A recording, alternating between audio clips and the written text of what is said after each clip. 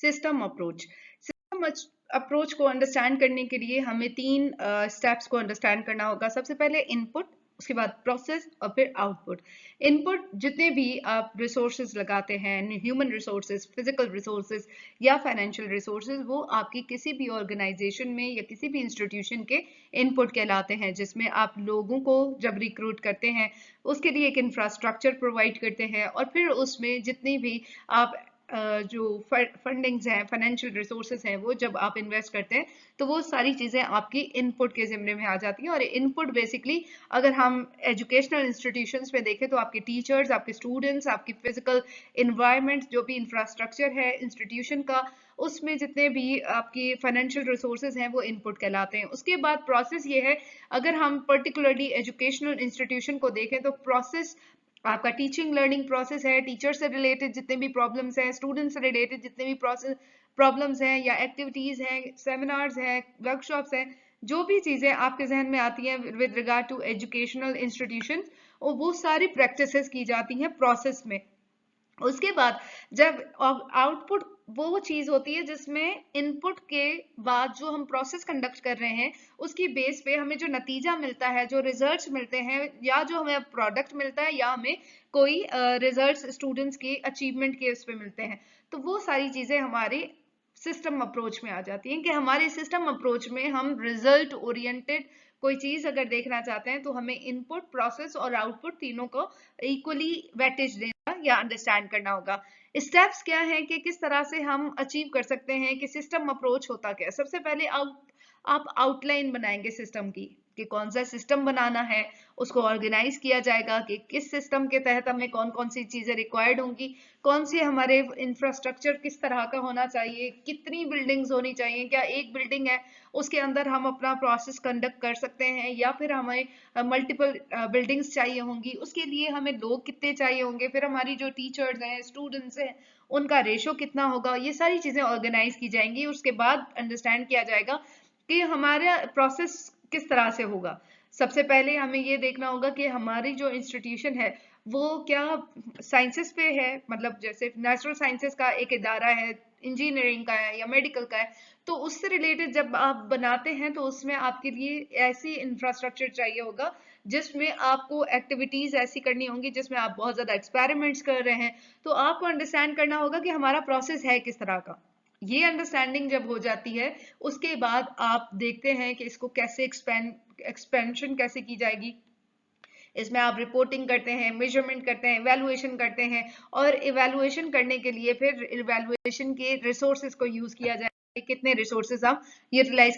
कर सकते हैं, यूज कर सकते हैं। प्रोसेस अप्रोच अगर हम देखें, इस प्रोसेस में हम आइडेंटिफाई करते हैं कि हम किस तरह से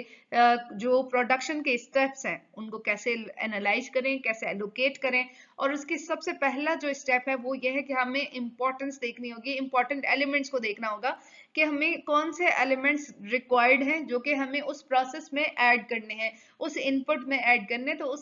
उसके इंपॉर्टेंट एलिमेंट्स को मद्देनजर रखना होगा। उसके बाद हम डिफाइन कर सकेंगे कि हम किस प्रोसेस से गुजरेंगे ताकि हमारे रिजल्ट्स जो है वो हम हासिल कर सकें। हम जो रिजल्ट्स हमें रिक्वायर्ड हैं, जो हम ऑब्जेक्टिव सेट किए हुए हैं, जो हमारी कंपनी के एम्स हैं, हम उनको हासिल कैसे कर सकते हैं, और वो कौन सा प्रोसेस होगा, वो कौन सी एक्टिविटीज होंगी, उसको डिफाइन करना। उसके बाद आइडेंटिफाई करें और क्वांटिफाई करें कि इनपुट्स और आउटपुट प्रोसेस में किस तरह से हमें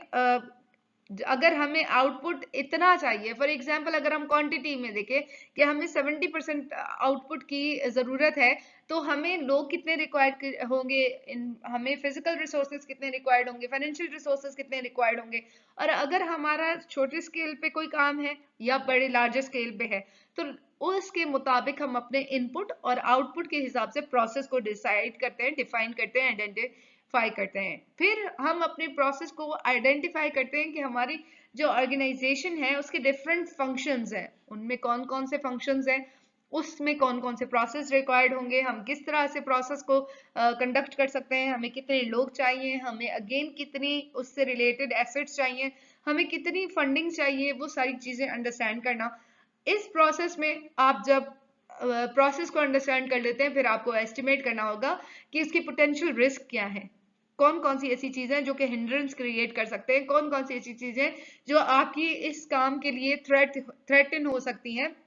जो थ्रेट्स हैं, जो रिस्क है, आप समझते हैं कि अगर आपने ये रिस्क ले लिया, हो सकता है आप सक्सेसफुल हो सकता है आपकी इस काम की वजह से आपका जो प्रीवियस भी कोई काम है तो वो उससे भी डिस्टर्ब हो सकता है या खत्म हो सकता है या उसमें नुकसान हो सकता है। उसके बेस पे आप आउटकम्स भी एस्टिमेट करते हैं, अंडरस्टैंड करते हैं कि ये अगर रिस्क ले लिया तो इसमें फिर हमारा आउटकम पहले वाले आउटकम से डेफिनेटली इंक्रीज होगा या बढ़ा हुआ होगा। और फिर उसके बाद हम देखते हैं कि इसका इम्पैक्ट क्या पड़ेगा हमारे इनपुट, जो हमने इनपुट लिया है या हमारे जो कस्टमर्स हैं उनमें हमारा इम्पैक्ट क्या होगा। उसके बाद आपने इस प्रोसेस में, प्रोसेस अप्रोच में रेस्पॉन्सिबिलिटीज को अंडरस्टैंड करना होगा कि की रेस्पॉन्सिबिलिटीज हैं कौन सी और वो किस तरह से हमें देनी होंगी, कितने लोगों को असाइन करनी होगी, वो सारी रेस्पॉन्सिबिलिटीज को अंडरस्टैंड करना, सेट करना, उसके बाद डिटर्मिन करना कि हमारे स्टेक होल्डर्स क्या समझते हैं इस पूरे प्रोसेस के बारे में, और उसके बाद इस प्रोसेस के कितने रिसोर्सेज हमें रिक्वायर्ड होंगे और कितने अभी हमारे पास अवेलेबल हैं और अभी कितने रिक्वायर्ड हैं। तो ये सारी चीजें भी अंडरस्टैंड करना प्रोसेस अप्रोच में बहुत जरूरी हो जाता है। उसके बाद आप अपने प्रोसेस सिस्टम में या प्रोसेस अप्रोच में ये देखते हैं कि आपके जो स्टेक होल्डर्स हैं या कस्टमर्स हैं उनकी सेटिस्फेक्शन बहुत ज्यादा जरूरी है। तो स्टेक होल्डर्स या आपके जो कस्टमर हैं वो दो तरह के, इंटरनल कस्टमर्स और एक्सटर्नल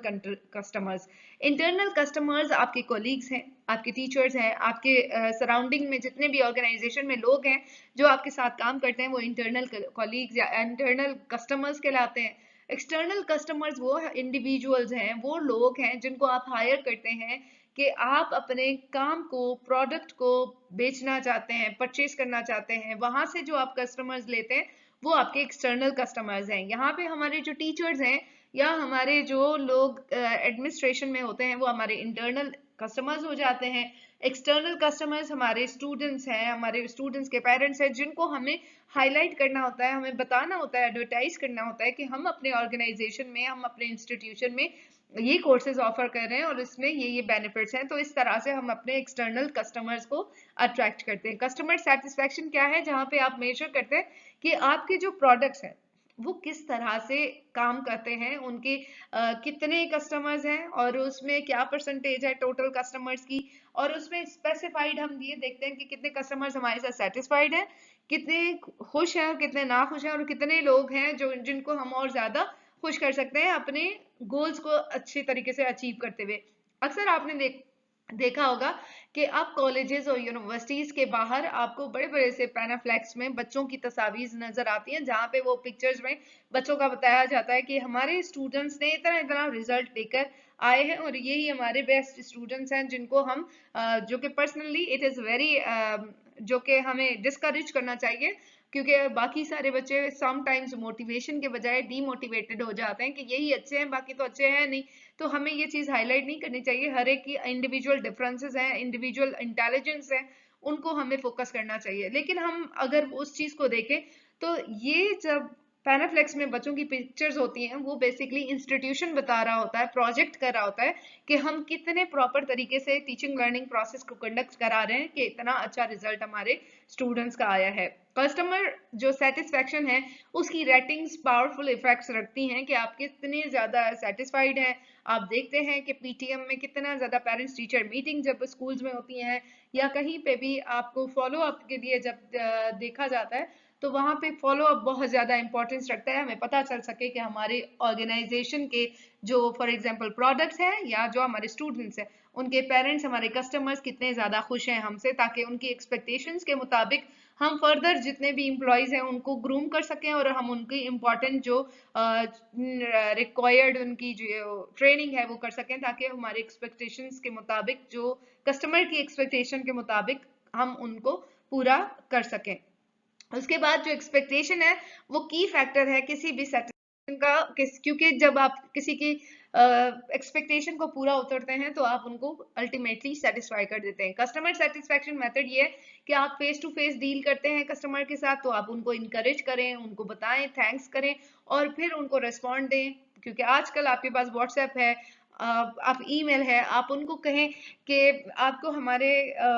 स्कूल से रिलेटेड, इंस्टीट्यूशन से रिलेटेड, हमारी कंपनी से रिलेटेड आपको कोई भी क्वेश्चन हो, कोई भी क्यूरी हो, तो आप हमसे डायरेक्ट कांटेक्ट कर सकते हैं और हम आपके लिए promptly as soon as possible हम आपको रिस्पॉन्ड करेंगे। और इस चीज को ना सिर्फ आप कहें बल्कि इसी तरीके से आप स्टूडेंट्स को, टीचर्स को, पेरेंट्स को रिस्पॉन्ड करें, ताकि आपके इंटरनल और एक्सटर्नल कस्टमर्स खुश हों आपसे, और फिर आपकी एक फ्रेंडली इन्वायरमेंट हो, अप्रोचेबल हो कस्टमर्स आपके लिए, कस्टमर्स अप्रोचेबल हो और कस्टमर के लिए आप लोग अप्रोचेबल हो, कि जो भी ऑर्गेनाइजेशन है अगर हम कभी कांटेक्ट करना चाहेंगे तो हमारे पास वो लोग, उन लोगों के नंबर्स होंगे, उन लोगों के पास हमारे हम उनसे नाम अपॉइंटमेंट ले सकें तो वो हमें दे, ताकि हम उनसे मिल सकें, ताकि हमारी जो कस्टमर सेटिस्फेक्शन मेथड है उसमें ये चीज बहुत ज्यादा मैटर करती है कि आप किसी को कितनी ज्यादा वेटेज देते हैं, कितनी इंपॉर्टेंस देते हैं। उसके बाद आप क्लियरली डिफाइन करें कि कस्टमर सर्विस पॉलिसी है क्या, कि आपके जो इंटरनल कस्टमर्स हैं वो अंडरस्टैंड करें कि एक्सटर्नल कस्टमर्स को हम कैसे सेटिस्फाई कर सकते हैं। अप्रोचेस क्या है? सबसे पहले रेगुलर कस्टमर की फीडबैक सिस्टम देखें, फीडबैक रखें कि स्टूडेंट्स के जो पेरेंट्स हैं वो क्या आपको फीडबैक देते हैं। मार्केट रिसर्च करें कि आप किस लेवल पे हैं और किस लेवल पे बाकी सारे लोग कितने ज्यादा, अगर हाई अचीवर्स हैं, कोई हाई रेटेड ऑर्गेनाइजेशन है, इंस्टीट्यूशन है, तो उसका क्या अप्रोच है, वो किस तरह से अपने कस्टमर को सेटिस्फाई करती है। उसके बाद न्यू और लेटेस्ट लास्ट जो कस्टमर है उसको सर्वे करें कि किस तरह से कस्टमर्स खुश होते हैं और खुश हो के आपके पास आए, वो कोई क्या वजह थी जिसकी वजह से वो आपके पास आए हैं। ये, और फिर फोकस ग्रुप इंटरव्यूज भी कर सकते हैं ताकि आपको पता चल सके कि आपकी